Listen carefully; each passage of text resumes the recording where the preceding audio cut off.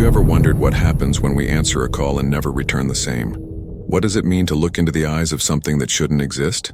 How many of you believe there are things in the mountains that science can't explain? My name is Sergeant Michael Torres, and in 28 years of service, I thought I'd seen it all. Horrific accidents, crime scenes that kept me up at night, situations that tested every fiber of my being. But nothing, absolutely nothing, could have prepared me for that February night in 2024, in the Cascade Mountains of northern Washington state. Before I begin, I need you to understand one thing. I'm not a man of superstition. I was raised in a Catholic family, yes, but I always believed in what I could see, touch, and prove in court.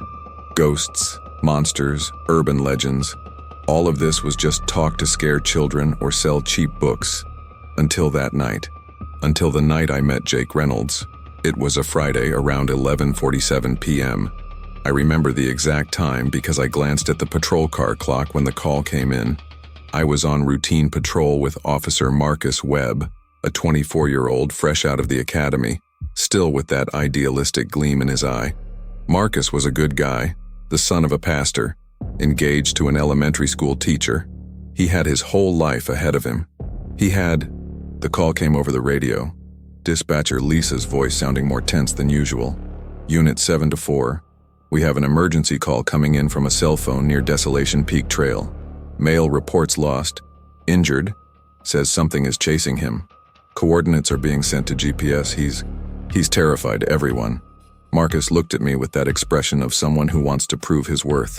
I just nodded and picked up the radio. Unit 7-4 confirmed. En route. What I didn't know was that those would be the last normal words I would say that night. The road to the mountains is winding, narrow in places, surrounded by towering pine trees that seem to close in on you as you climb. It was winter, and a thin layer of snow covered everything, making the headlights reflect almost hypnotically. Marcus drove, and I checked the GPS coordinates. The call came from almost 15 kilometers into the forest, in an area known for being extremely isolated.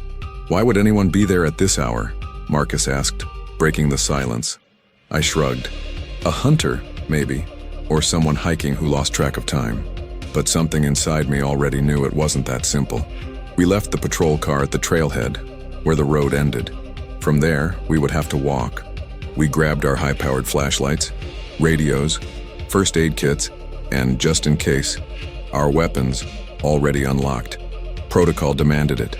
Marcus still seemed excited, as if it were an adventure. I, on the other hand, felt a growing weight in my stomach. The forest at night is a peculiar place. During the day, it's majestic, full of life. But at night, it transforms. The sounds change. Silence becomes heavy, almost tangible, and that night the silence was absolute. No sounds of nocturnal animals, no wind in the branches, nothing. Just the crunch of snow beneath our boots and our own breath. It's too quiet, Marcus whispered after about 20 minutes of walking. I know, I replied, sweeping the area with my flashlight. That's when we heard the scream. It was no ordinary scream. It was a sound that came from somewhere deep, primordial. A scream that carried pure, unfiltered panic. A scream that said the person emitting it was absolutely certain they were going to die. Help! For the love of God, help! Marcus ran toward the sound before I could stop him. Damn youth and its impulsiveness. I ran after him, my flashlight swinging wildly, illuminating twisted trees and shadows that seemed to move. We found Jake Reynolds in a small clearing, or rather, we found what was left of his sanity. He was leaning against a tree, his left leg visibly broken, blood streaming from multiple cuts on his face and hands. His eyes, God. His eyes were those of someone who had looked into hell and seen it stare back. He held a hunting knife in a trembling hand and kept staring into the darkness around him.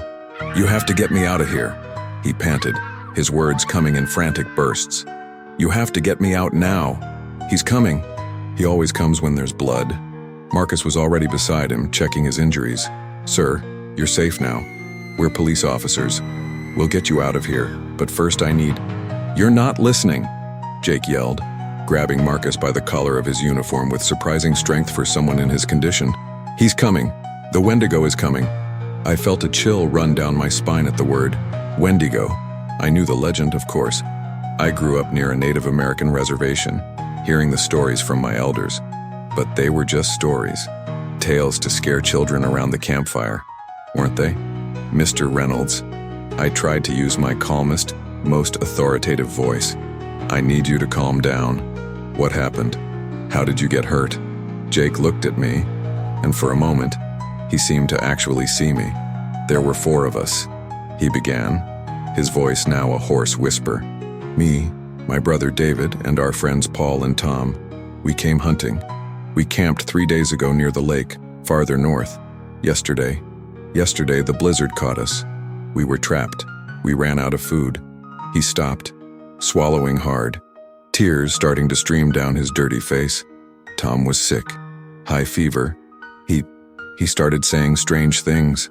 He said he heard something calling outside the tent, that it smelled like rotting meat. David thought it was delirium from the fever. I thought so too, but it wasn't. The words hung in the freezing air. When dawn broke, Tom was gone. We went looking.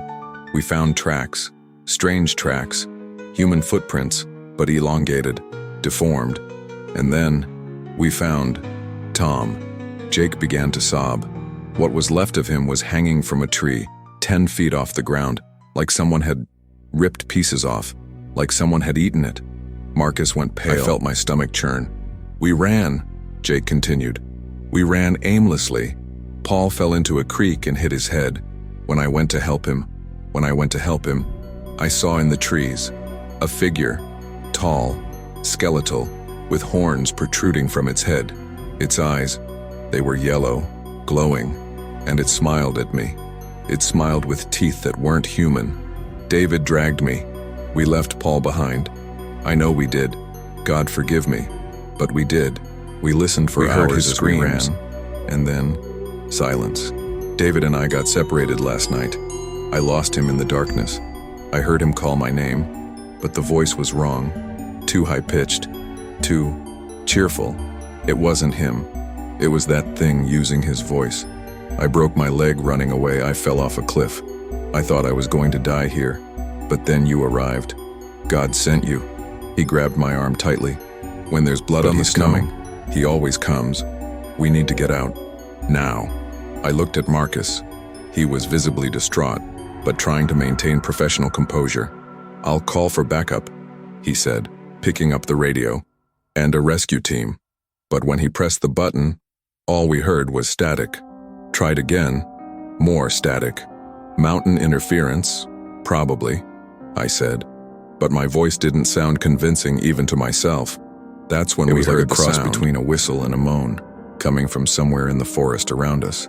High-pitched, shrill, unnatural, as if someone were trying to imitate a human sound but couldn't quite get the tone right. Jake froze completely. He's here, he whispered. God help us, he's here. Marcus, help me get him up, I ordered, trying to remain calm. Let's get back to the car. Now.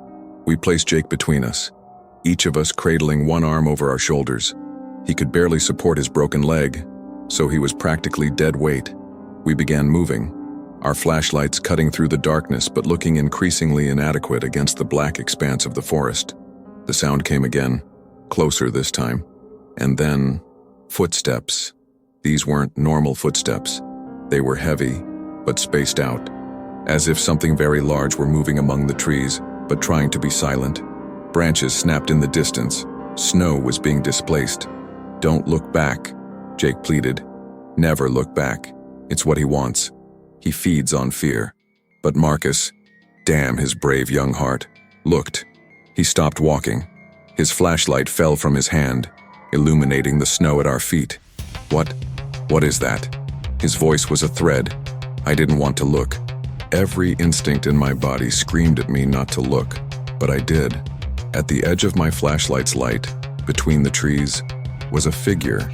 She was tall, easily over 8 feet tall, skeletal, with skin stretched tight over prominent bones, a bluish-gray color, like frozen flesh. But the worst part was her horns, twisted antlers that jutted from an elongated skull, like a deer's, but misshapen, malignant. 2 glowing yellow circles that fixed me with cold intelligence and infinite hunger. He tilted his head to the side, studying us, And then he smiled. God forgive me. The thing smiled. A mouth full of jagged teeth, some clearly human, some not. The jaw opened wider than should have been possible, and a sound escaped, a grotesque imitation of human laughter. "Run!" I screamed, and we ran. Jake screamed in pain with every step, but it didn't matter. Marcus was on my other side, panting, crying, but moving. Trees blurred past, branches whipping at our faces. Behind us, we could hear the thing coming. Fast, faster than something its size should be able to. We fell into a ravine and rolled down the slope. Jake lost his grip, and for a terrifying moment, I thought we'd lost him. Marcus grabbed him by the jacket and helped me pull him up. "The police car," I panted. When we have to get to the police car. But we were lost. In our frantic rush, we'd strayed from the trail. Trees in every direction looked the same. The snow was falling harder now, covering any tracks we might have left. And then, in that silence that only comes when you are completely lost and completely terrified, we hear a voice. Marcus. It was Marcus's voice, his own voice, coming from somewhere to our left. Michael. Now it was my voice, coming from the right. Jackie. Jake's voice, coming from behind. Marcus was trembling beside me. "This isn't possible," he cried. "This isn't possible." "It's the Wendigo," Jake whispered, resigned. "It mimics, it hunts, it eats. That's what it does. That's all it does. It's all that's left when a human succumbs to starvation and cannibalism in the mountains. The soul corrupts, the body transforms. And what's left is this." "Those are legends," I said, but my words sounded hollow. "They're warnings," Jake corrected. "Warnings we forgot to heed." The sound of something moving quickly through the snow. "Closer. Climb up," I ordered, pointing to a large rock with an overhang. "Climb up and stay together." We helped Jake up first, then Marcus, and finally I climbed. The rock gave us about 10 feet of height, a slight advantage, but something. It emerged from the tree line, walking on two legs now, but in a strange, articulated fashion. Its arms were too long, ending in black claws. Its body was a horrific contradiction of emaciation and muscular power. Its ribs were visible, but the muscles moved beneath the skin like snakes. But the worst part, what really broke something in my mind, was when he spoke, with my voice. "Michael," he said perfectly, "why are you running?" "It's me, your partner." Marcus let out a groan of despair. The Wendigo laughed, and this time it was Marcus's own laugh. "I'm going to eat them," he said, shifting into a voice that wasn't any of ours, an ancient, guttural voice. One by one, the bones first, sucking out the marrow, then the organs, still warm, and finally, the meat, slowly, savoring every bite. "Why?" Jake shouted. "Why do you do this?" His voice breaking. The Wendigo tilted its head again, like a curious animal. "Hunger," he said simply. "Eternal hunger. Hunger that never ends. Like when he was just a man. Like when he killed his brother in the winter of 1843 to survive. Like when he discovered he liked it. He approached the rock, and I did the only thing I could. I drew my gun and fired. The first shot hit him in the chest. He didn't even flinch. Second shot, third, fourth, all hit. I saw the holes open, but there was no blood. Just a black, viscous substance that oozed and seemed to freeze instantly. He kept coming. "Not bullets," Jake said calmly, as if he had finally accepted his fate. "Fire. Only fire can destroy a Wendigo. Fire and the heart being ripped out." "Where are we going to get fire?" Marcus screamed hysterically. That's when I got the idea. "Marcus, the emergency flare, in your backpack." His eyes widened. With trembling hands, he opened his backpack and pulled out the red flare every officer carries for emergencies. The Wendigo was now at the foot of the rock, beginning to climb. I saw its claws crack the stone as if it were chalk. "Now, Marcus." He activated the flare. The bright red light exploded in the darkness, and for the first time, we saw the creature in its entirety, and it was worse than we'd imagined. The face was a nightmare of necrotic flesh and exposed bone. The eyes were not only yellow, but glowed with a malignant, Ancient intelligence.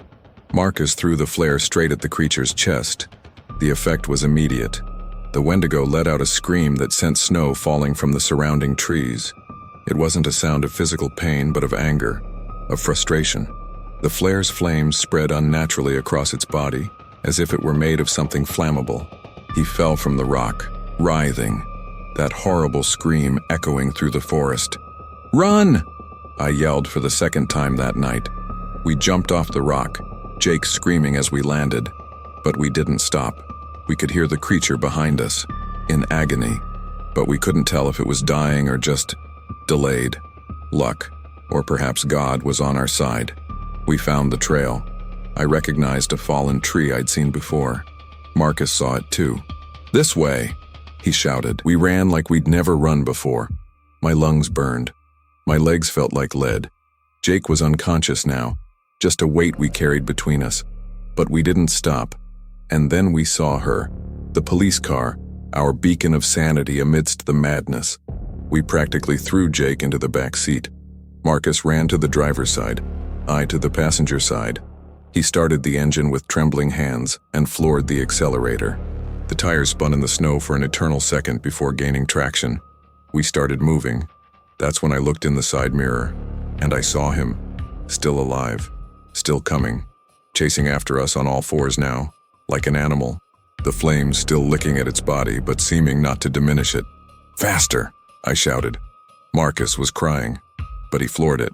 The car skidded on the curve, almost hitting a tree, but he kept control. I looked back again.